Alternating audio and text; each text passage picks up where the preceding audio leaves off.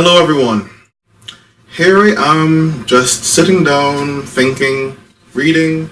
So I brought you another bit of thought. This one is about Bernie Sanders, Hillary Clinton, feminism, men's rights activists, do they even have a point? And some leading feminist icons. Now, let's get to business. We have a situation in this world, in politics, where, especially in the Western world, where women seem not to be included in politics. And now the world generally is dominated by women, okay? So I mean in terms of being in the legislature, right? In the electoral process, intricately. Yes, they vote, but the proportion of representation of women seems to be lacking, so many say. No. We have another situation though, which is really the focus today, which is women are told when other women are running for office that, hey, that's a woman, you have to vote for her. No. No one gets to tell you who you must vote for ever. No one gets to tell you what you must do. Freedom means freedom. So when a woman or a man tells another person, whoever that person may be, you have to vote for this person because he or she is this or that, no. So when blacks tell other blacks you have to vote for Barack Obama because he's black, no. Even though we understand reasons for doing that, when a woman tells another woman, you have to vote for this woman or that woman because he or she is black, for this or that woman because she is whatever, just a woman, no. So when feminists are on the stump and saying, hey, Hillary Clinton, yep, New Hampshire, women, you need to vote for Hillary Clinton because she's a woman. No. How many times do I have to say no? I'm not telling you exactly what to do, I'm saying it's wrong. Because I'm not going to tell you what even you should tell someone to do. No, freedom, right? Freedom. You want freedom? Let's have freedom. Everybody wants democracy, let's have democracy. So if a black person wants to vote for a white person, you're allowed to feel how you want to feel about that. And that person is allowed to vote however that person feels like doing. So when people like Gloria Steinem say something, and yes, I'm looking down because I'm about to read, quote, when you're young, you're thinking, where are the boys? The boys are with Bernie, end quote. What signal does that send to women? You are a leading feminist icon. Women look up to you, or are supposed to look up to you. Men are supposed to look up to you as well for guidance on what to do about the atrocities, the suppression, the power abuse that seems to be laid against women. And this is what you're going to say? You're on the stump. You're out getting the vote for Hillary Clinton. Good for you. You believe in Hillary Clinton. Good for you. But when you say when you're young, okay, so you're young. That means older people always know best, I guess. It doesn't mean that. But when you're young, you're thinking, or you're not thinking, because you're really not thinking because you're young and you want these boys. Where are the boys? So you're young. You don't know what you're doing. You're inexperienced. You're slutty or a whore. And the boys are with Bernie. So the only reason young girls get into politics is to what? Or young women, get into politics is to what? Yeah, have sex with boys? Or have sex with men? No. Do we see the problem here? I'm seeing the problem here. I'm seeing the problem. Is anyone else seeing the problem? What signal are you really sending to people, men and women, to young women who either want to run in politics or want to vote? You're telling them the only way you get to vote is when you vote for the right person. Who is the right person? Does that word right come from within you, or does it come from Gloria Steinem? Young women out there, I'm talking to you. You have to know what you want to do. If you want to vote for a Republican, go ahead. If you want to vote for a Democrat, go ahead. So if it is that young Democratic women want to vote for Bernie Sanders and they're, looking for the boys, aka they're being a bit slutty, then what about young Republican women? They're just idiots. Even though some people might want to characterize them like that. What does it say when other women say these things about them? Well, it isn't good. You know, when you build yourself, like Gloria Steinem, when you build your reputation on building the rights of others, about empowering others, statements like these heavily disempower women. You know, Bill Cosby used to host a show called Goats Say the Darndest Things. Okay, well, it was really kids say the darndest things, but we all know that kids are goats, right?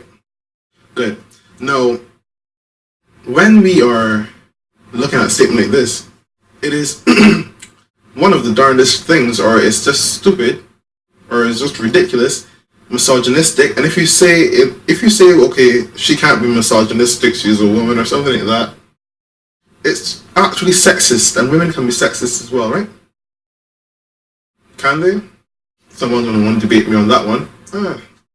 I'm not making a definite statement there. I'm going to give that some more thought. But it's really, really, really, really, really, really ridiculously out of place for her to say this. I mean, let's go to another quote. How about this one? We can tell our story, meaning women, of how we climbed the ladder. Actually meaning Madeleine, Albright, who's the person I'm quoting right here, Hillary Clinton, and Gloria Steinem. We can tell our story of how we climbed the ladder. And a lot of you younger women think it's done. We all know it's not done. The struggle isn't done. The struggle for equality for women is not done. I'm not going to talk about race here. This is a story about women, feminism, freedom. The struggle for women is not done. We know this. You want to school younger women? You want to condescend? Fine. You shouldn't condescend, but if you want to do it, go ahead. Sometimes you need it. Sometimes people really do think that, geez, life is so happy-go-lucky, you don't need to do anything else anymore. That's not true. You have to stand up for yourself, or people will oppress you. But then she goes on, it's not done. It isn't, as I just said, right? There's a special place in hell for women who don't help each other. I'm going to read that one more time. It's not done. There's a special place in hell for women who don't help each other. Here it's written with an exclamation mark. And Hillary Clinton is there. And I'm ending the quote, right? Hillary Clinton is there. Nothing goes through her head saying, these women who are stumping for me, they're saying some things that really aren't that great. No, maybe it did go through her head, but you know what? Politician. You want the women to vote, you want to pressure women to voting, this is what we do. Even if it means that we're actually disempowering women and destroying in some ways, or sullying, because I don't think it's destroyed, sullying the efforts that would have made throughout our years on behalf of women in our own ways. No. Do you disavow their statements? We might see in some weeks she disavows them a bit, but she has to stick with them, right? Why? Because there's a perception that this is what women want to hear. Women want to hear other women cry down other women for making the choices that women fought for long ago. Not long ago, just the other day, by the way. Suffrage. They're exercising their right to adult suffrage. They get to make their own choice. They get to say, hey, this is what we want to do. This is who we're going to vote for. No. Yes. Whether it's a man or a woman or a fat bloky cow or whatever wants, that's their vote. They get to do this. If they want to sully their vote, they want to spoil the vote in protest, they get to do this. It's democracy, it's freedom, it's all of these things.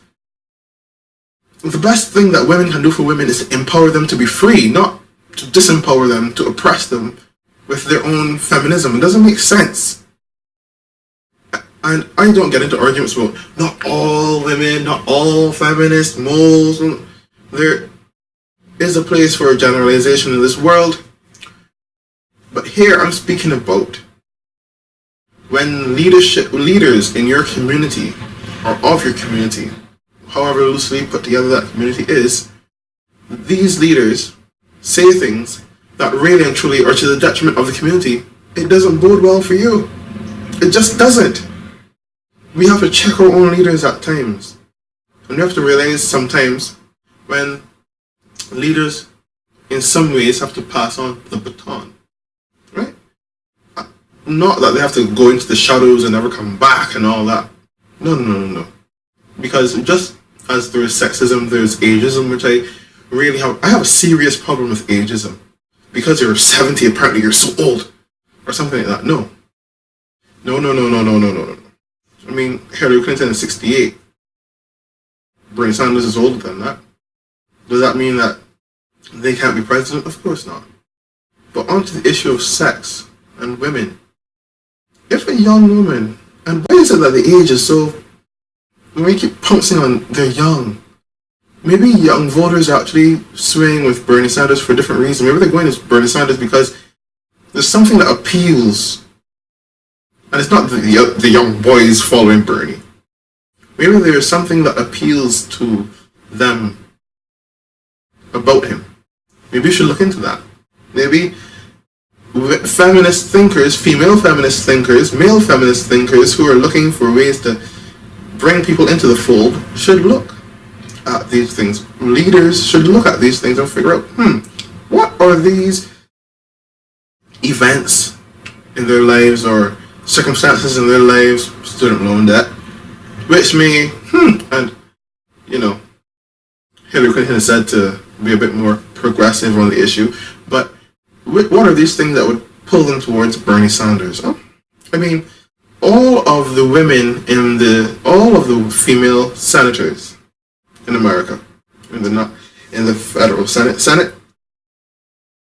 except for Elizabeth Warren, who is anti-big bank, pro-relief or abolition of the student loan debt, reducing the student loan debt, student loan interest rate to the same interest rate as the big banks that they get from the federal government. All of them except her or have endorsed Hillary Clinton. She hasn't endorsed anyone yet. But they're urging her, of course, whether overtly or covertly, to vote for Hillary Clinton, the woman. She doesn't get to be oppressed or suppressed. Her right to speak out does not get to be smudged wherever she wants to go. Females, in general, don't get to tell other females what to do. You don't want men telling you what to do. Why are you telling women what to do?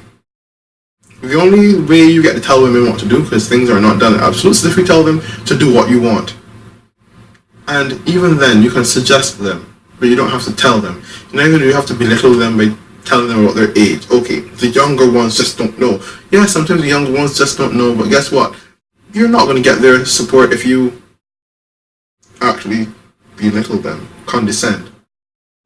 It would be better to empower other women to be the best they can be, to be the best thinkers they can be, and to make the decisions they think are best for their lives, and best, of course, for the collective. So if that person is Hillary Clinton, okay. If that person is Bernie Sanders, okay. But, come on, at the end of the day, freedom is freedom, democracy is democracy, and if you believe in these things, then act accordingly. Not so. Unless doing otherwise would be way better for the cause. Okay. Until next time, see you. Like, subscribe, share, comment. We are on Facebook, realtalk.bb. Have some surprises for you in the future. Very much soon. Bye.